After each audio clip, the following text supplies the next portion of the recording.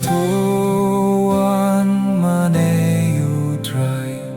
unong tao usim jongi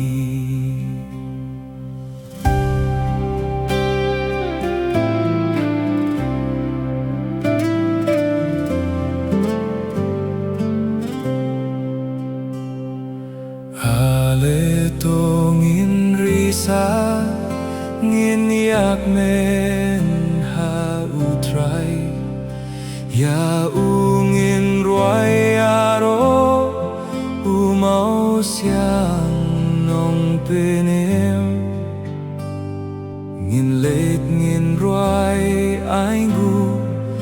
bat kin uda kisam tuan manayudray unong tao usim jongi utray uday ublay ubakraw bat don bor usim bakraw tame nakiblay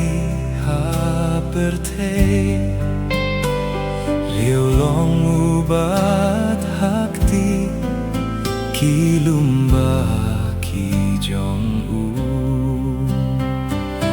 tuan manayudray unong tao usim jongi duriao ki kiwa bula tao ki jong u rengkeu baitinat seng nong grim hima u baroh ki kilalong tanga u tuan manayudray unong tao usim jongi torungin yamane ngindem krup ya utray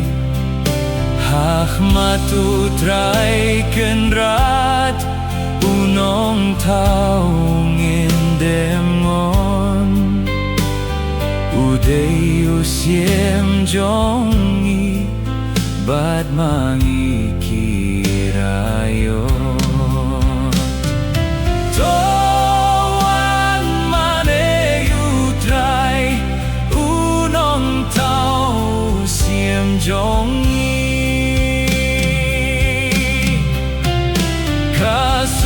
kasurutray kenrat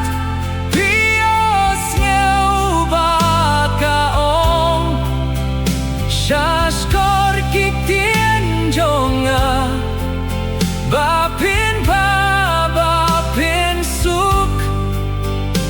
donudwat beneshu kum hendai hari syab tuan manayudray unong tao usim jongi kik batem menjong pi hamasa mariba persyayang utray kila ieng banyale watla kilayo iki kamba bangale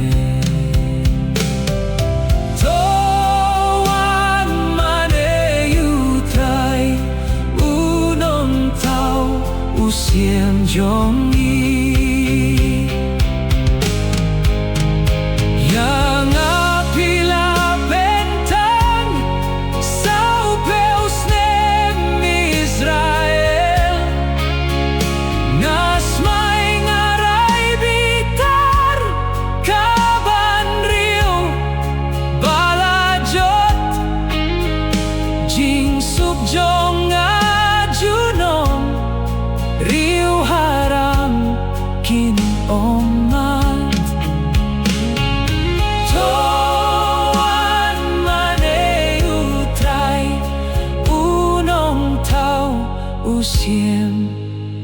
จง